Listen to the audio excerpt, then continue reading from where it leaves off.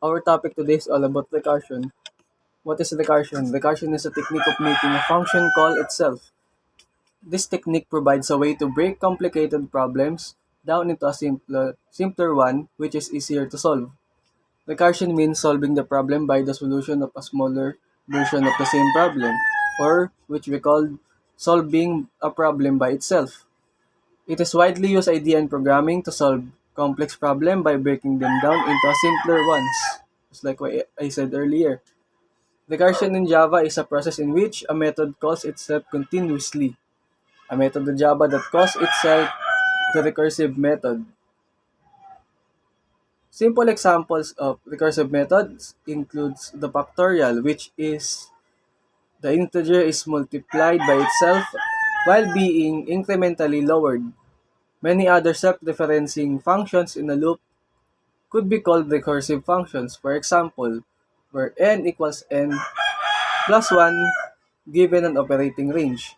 Hello, I'm Abigail B. Torres from Bai 2D, and ngayon i-discuss naman natin ang advantages and disadvantages ng paggamit ng recursion. Recursion is more elegant and requires a lesser number of variables, which makes the program short and clean. Tulad nga ng pagka-define sa kanya, yung recursion is statement siya sa yung saan ang function niya is to call itself. Yung pinaka-function niya ay to keep calling itself. It uses a minimal amount of code na paulit-ulit mong gagamitin hanggat hindi na ibabalik o na ibibigay ang kailangang value. Kaya tinatawag din siyang circular definition. Recursion can be made to replace complex nesting codes. So, yung recursion, ginawa siya para hindi madami yung codes na ang kailangan ilagay sa program mo. Lalo na kapag may loop ang program mo, hindi mo na kailangan ulit-ulitin pa yung mga codes na gagamitin para ma-execute ang pinaka-program. Dahil may recursion, maikli lang siya pero na-perform niya yung kailangan mong output. Recursion can reduce the time complexity. Since yung recursion is maikli lang siya na set of codes, mas unti ang kanyang time complexity kumpara sa hindi paggamit ng recursion. Since madami kang codes na gagamitin, mas mapapahaba at mapapabagal ang time complexity ng isang program.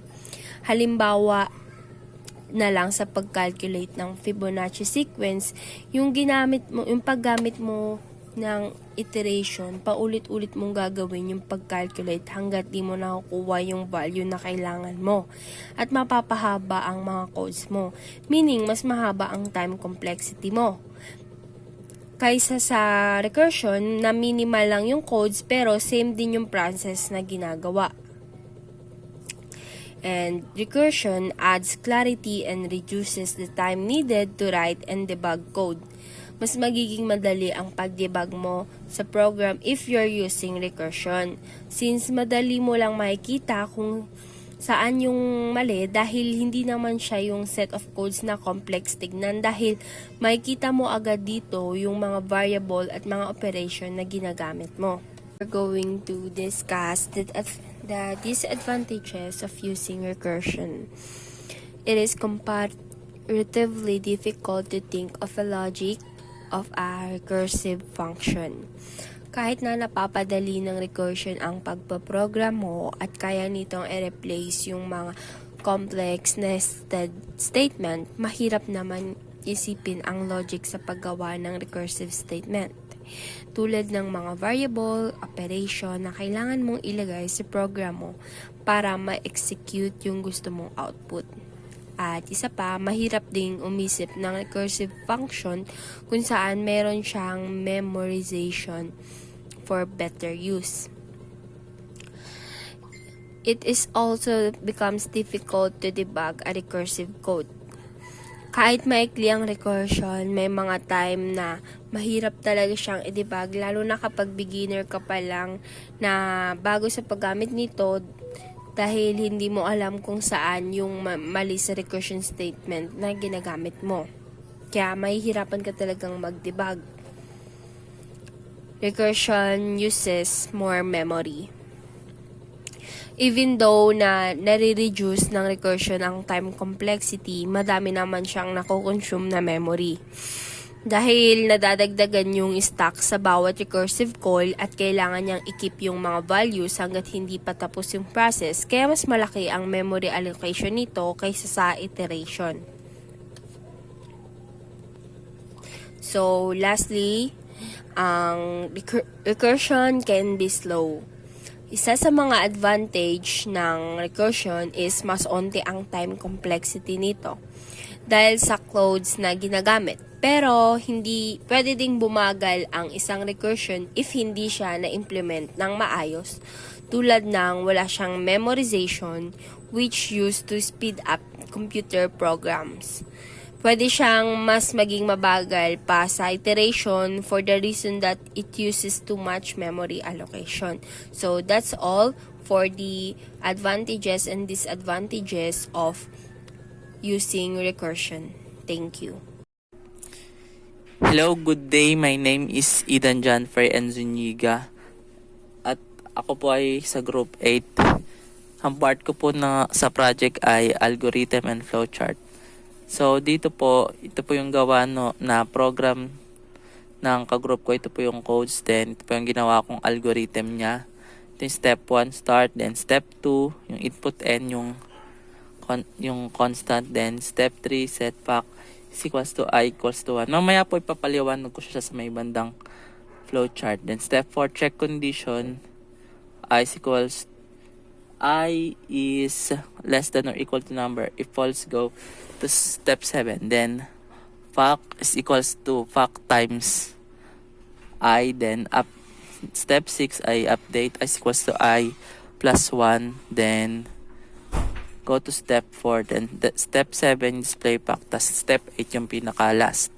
Then, ito po yung yung flowchart. So, bali po, yung ito, factorial. Then, ito po yung ginawa ko. Yung kinuha pong value na may factorial ay yung 5. Bale, 120 yun. Then, ito po yung ginawa kong flowchart. Bale, start, tas input n. Itong input n po na ito ay yan yung constant. Tas, naglagay ako ng process. Fact is equals to 1, tas I equals to 1. Ito po yung parang pinaka-solution. Then, ito, naglagay ako ng I is less than or equal to the number. Then, ang po dito, process po dito, kapag nag-true ay pupunta dito sa step 5 and then step 6. Kapag false, na meet niya na yung sagot, pupunta siya sa pinaka step 7, yung pinaka pangalawa sa last at ayun na po, mag-end na. Pero kapag di pa na yung pinakasagot, pupunta muna siya sa step 5 and then step 6. Maglo-loop po siya paulit-ulit hanggang sa makuha. Babalik siya sa step 4, then pag nakuha na yung number, pupunta na sa step 7 and then mag-end na. So, next po ay ito po yung isa pang program na ginawa ng kagroup ko. Ito po yung codes niya, then ito po yung algorithm na ginawa ko. Parang katulad lang din po. Bali loop din siya. Then, ito po yung flowchart. Bali, ito po ay yan, una start, then x is equals to 0. Bali, yung po namin dito ay yung 5. 5 ulit, then ito po, parang ito yung decision, then x. Kapag na-meet na yung 5, mapupunta na po siya sa pinaka and then ayun na po, na-meet niya na po yung pinaka number. Pero kapag hindi pa, mapupunta mo na siya dito sa step 4, then 5 hanggang sa bumalik-balik lang siya. Bale, parang loop nga lang din siya. Mag-umpisa sa number 1, x equals to, maging x to 1, tas x hanggang 2 hanggang mapunta sa 5. Then kapag napunta na sa 5, babalik siya sa step 3, then mapupunta na dito sa may pinakalas yung end. So, bali ayun lang po. Salamat. Okay. Recursion may be a bit difficult to understand, but the best way to figure out how it works is to experiment with it. So let's start. For now, I'm using the online Java compiler IDE from jdoodle.com. So I have an example here. So I will call this the finite count of recursion. So when we execute this one, it will show hello 1 to 5, hello 1, hello 2, hello 3, hello 4, and hello 5. So yeah. If you see this one, so the explanation for that is very simple. If the recursion didn't reach on the maximum value of the number that we put, it will not stop. So if you put 10 on this one, it will show up to 10, hello 1 to 10. So if we are doing this on any amount that we want, just like for example 100, it will show up to 100 until it reaches the finite count that we put. Okay. And the next one is the factorial.